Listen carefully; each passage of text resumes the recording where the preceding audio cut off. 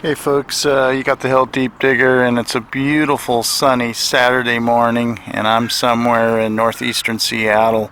I'm on a ballpark. I've never been here before. Um, I just set up my AT Pro and turned my camera on, and I just happened to find my first find, so to speak.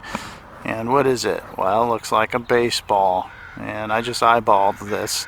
Kind of funny though, I didn't even look at it, didn't notice it, and I was setting up my camera and boom, there you go, Little League Baseball. Let's see if we can zoom in on that a little bit, alright?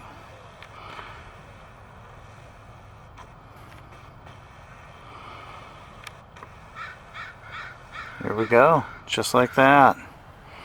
Alright, on to the next one. Alright folks, I think I've got my first find here. It came up as pretty much like a penny, but I believe what this is a lighting device that goes on articles of clothing for children. It's called a Night Eyes light device, and I'm having a hard time zooming in on that. Let's see if I can do a better job. There we go.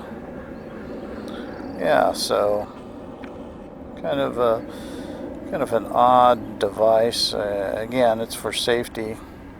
Little kids have known to wear this stuff, and it looks like it's got a piece of plastic. We'll take a closer look at it during the wrap up, but there you have it. See if I can get a closer in shot here. This camera, I'm still trying to master this camera, but I did read the manual the other day, so that's the good news. Alright, we'll zoom back out here. Alright, there you have it. First find of the day. On to the next one. Alright, here we go. Looks like a half a super ball. You know, one of those extra bouncy balls. It looks like it's got, cut right in half by a mower. My first surface find for today. And I think I'll just be leaving that there. Alright, on to the next one. Okay folks, I've come up to my well, it's not my first surface find, but it is a surface find, and I'm not exactly sure what that is. Let me see if I can zoom in on it. Looks like some type of bearing or something. Anybody that knows what this is, please leave a comment below.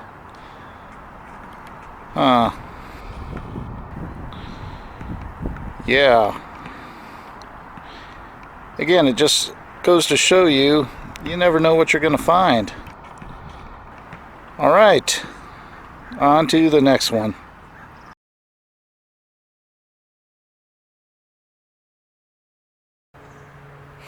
Alright, this next one was throwing my storm coil way off, and the reason being is, well, let's take a look at it together. So it looks like I have a clad dime, and in the same hole, right alongside of it, a Canadian penny. And that was causing some type of havoc for my NEL coil, my storm coil that I have on my AT Pro.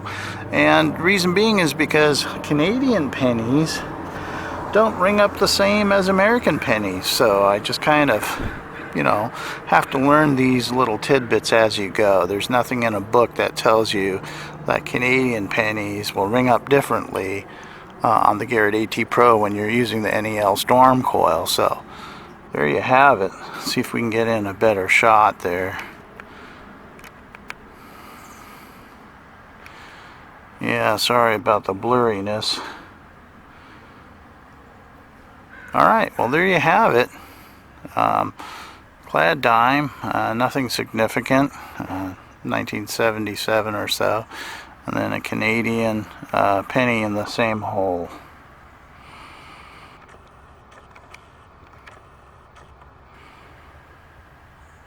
Alright, on to the next one. Okay folks, I just got done digging my plug, and I was getting the signal in the high 80s, low 90s, and I went ahead and zoomed in, and there's a clod, could be a coin clod or something stuck in a clod. I haven't pulled it out, so let's go ahead and let's do this together, okay? I'll come around the other side of the camera and I'll point it out and show you exactly what I'm talking about. Stand by. So this is the dirt clod right here, and so I'm going to go ahead and pick this out. And that's what I'm opening it up, and it looks like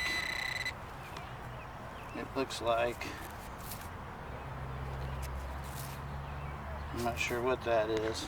It's so crusty, and it looks like just a clad quarter.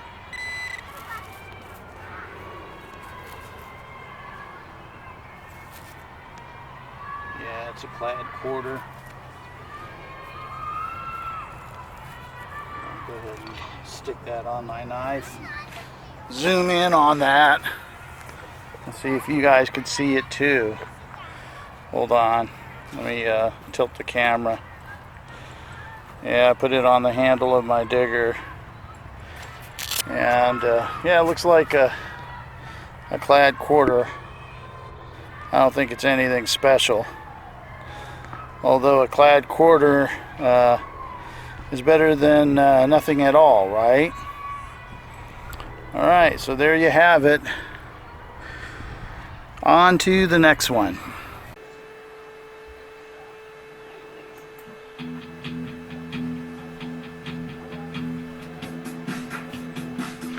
Alright folks, this is the wrap up here of multiple hunts. Right now I'd like to have a shout out for a couple of people.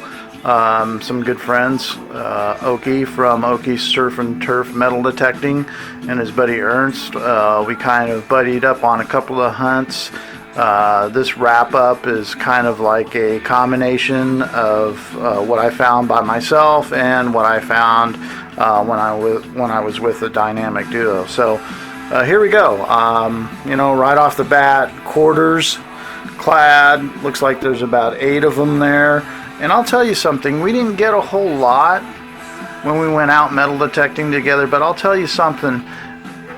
A day out metal detecting is better than any day at work. So that, you know, you want to keep that in mind. You're out there, even though you might not be finding, you know, gold coins or silver or what have you. You're still out there with friends and you're enjoying yourself, and you know, it's a plus if you do find something, and it's a plus if the weather's nice and you guys get along and just have a great time. And that's what we did. So I'd like to share my finds with you in that regard. I guess the next row would be the nickels, and I didn't find a whole lot of those, just a couple of those. Did find a lot of clad dimes, as you can see there. And then, of course, a bunch of pennies, and you know, nothing special about these. Although I will have to say that the more pennies you find, the better your chances. And here's another telltale sign. When you're out metal detecting, look at your pennies. Look at the condition that they're in. I'll give you an example. This next row right here. See how they're all eaten up and, you know, just kind of in just bad shape? Well, that's a telltale sign of the soil conditions that these pennies were buried in. And circa 1982 and beyond, the U.S. cents were removed from copper production, and they're basically zinc, and they don't last long in corrosive soils. And this is an actual good representation of what they do look like after, you know, some time left in the ground. So, you know, these are telling you that the soil is acidic, not really good for coins, and the overall condition of these coins are going to be, you know, like this. So if you're pulling out a lot of this type of coinage and you make the determination that, you know, perhaps you should go elsewhere, well, this would be a good sign to hunt elsewhere. Alright, continuing on with the wrap up. Right next to it is my lone Canadian scent. And let's see if I can get this in focus here. So there we go. So Canadian scents are kind of cool. They ring up a little bit differently than US scents. But you know, every now and then, since I'm in Washington State, pretty close proximity to the Canadian border, you're going to be finding Canadian scents. Here we have some kid bling. This was kind of cool. I didn't really know what it was. It was just caked with mud, and I pulled it out, and it was no big deal. And then I did get a broken toe ring. As you can see, there's a piece. And hey, remember these when you were back in grade school? These big bar erasers? Yeah, I found one of these too. That's kind of cool. Haven't seen one of these in like, what, 35, 40 years or so. There's that light safety pin. And then a bunch of this kind of crap right here. Those foil bottle or foil tops for drinks or whatnot. Man, those things are just really annoying. I'll tell you, they're all over. But anyway, you got to dig them, right? And then right next to it, there's a pretty cool snap. I don't know if it came off a fashion jean or some type of fashion jacket or something, but this is actually pretty cool. And then right next to it's a little bar of copper. I'm not exactly sure what this came off of. It looks like a contact end for something. I don't know, I'm just speculating on that. But there you have it, the wrap up of multiple hunts.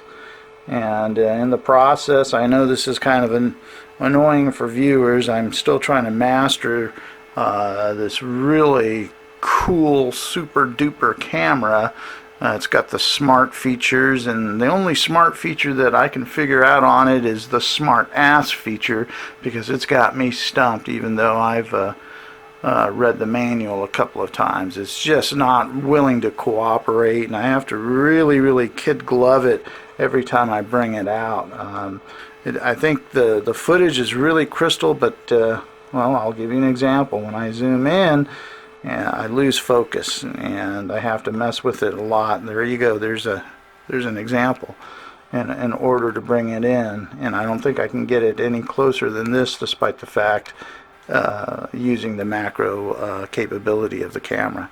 So anyway, hopefully as time goes by, I'll master this camera and bring you some really tight footage, maybe some exclusive content, and we'll just have to see. So stay tuned for the further adventures of the Hell Deep Digger.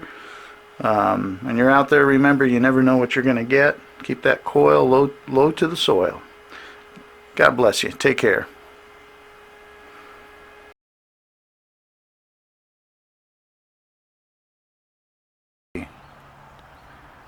And hey folks, got the Hell Deep Digger here and special guest star Joe, otherwise known as Okie. Hey guys. And we're in western Seattle, or West Seattle, excuse me, in a public park, and we're going to have at it, and we'll get back in touch with you after our first couple of finds.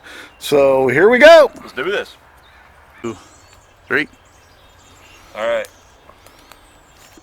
So, out in the woods hunting, right off the main trail, just a Toshiba radio. Old Toshiba, probably 1970s, I'm guessing by the plastic, 1970s, 1980s, judging by the plastic handle on it, but I don't remember ever finding a transistor radio before, so whatever. How deep was it? It was probably about 3 inches deep, so it wasn't super deep. Screaming signal though, super screaming signal. Nice, nice. I want to hold that up here, really like a carte blanche. There you go, let me get in on that. Yeah. Yeah. Yeah, nice find, Joe. Yeah, buddy. Right on. All right, on to the next one. That's interesting. What you got, I Okie? wonder what the hell that is. I don't know. Look at that. So it's like a piece of, there's wood in here. Is it a form? It's lumber of some kind. Yeah, I don't know what that.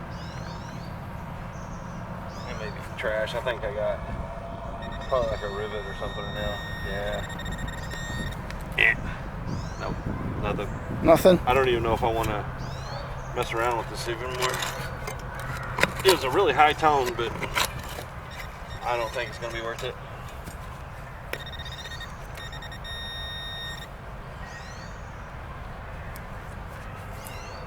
Hey folks, you got the Hell Deep Digger, and you know, Okie and I were out trailblazing, doing what we needed to do.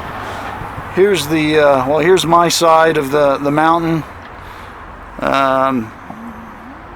Got a lot of trash.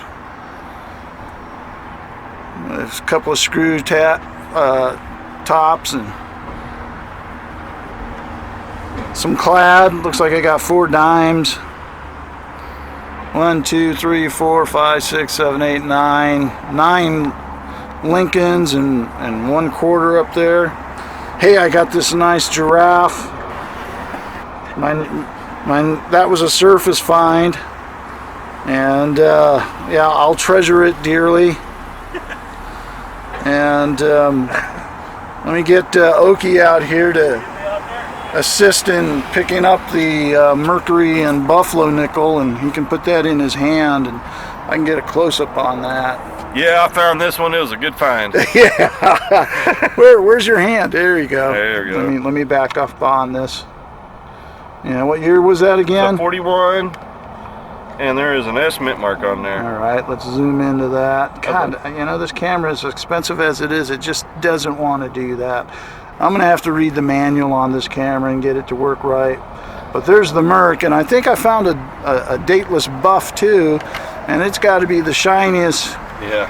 It's got to be the shiniest buff I've ever found. I did. It's the shiniest buff I've ever seen come out of the ground. I did spit on it, and I used a toothbrush on it, but other than that, that's still pretty shiny. It's worn pretty slick. Doesn't have a date on it. Still, man, look how shiny that thing is. That's a cool find too, dude. Yeah, that is a cool find. You had a good hunt.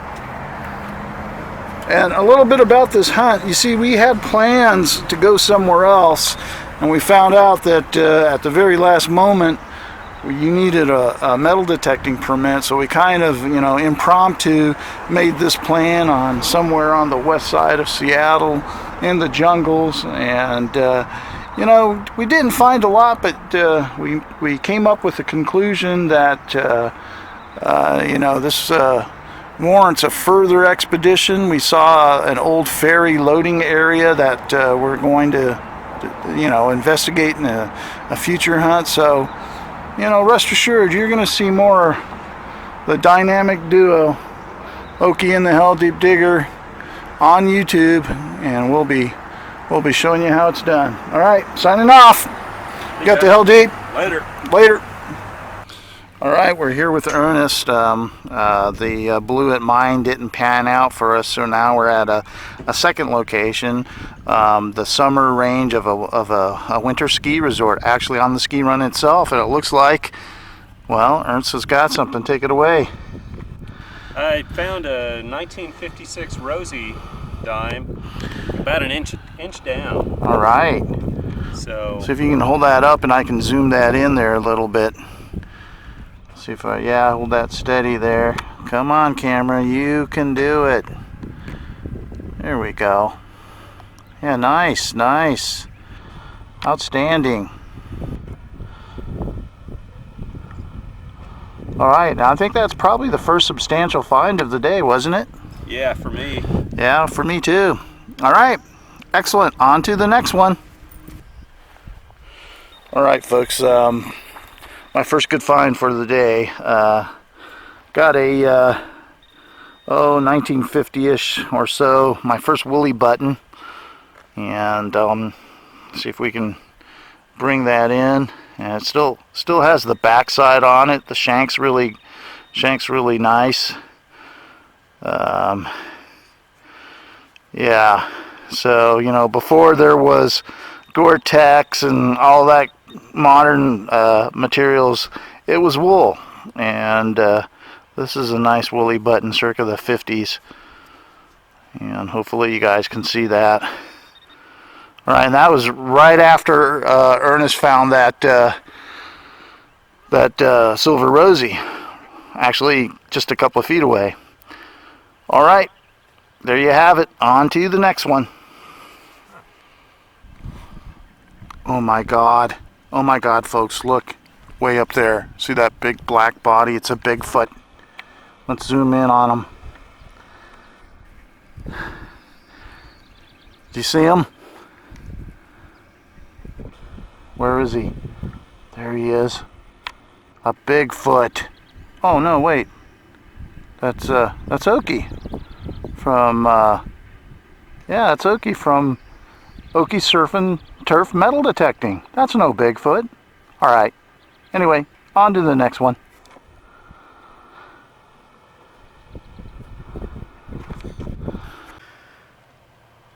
Okay, the view from my vantage point is absolutely stunning. Take a look at this.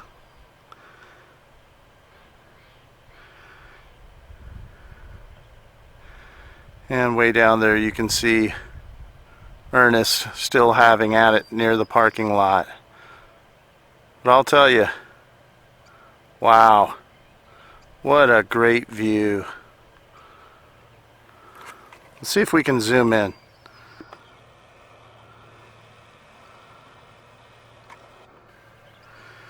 And let my camera adjust for that. But isn't that great? You know, clouds are starting to move in, some fog, it's kind of getting hazy. Not a bad day for middle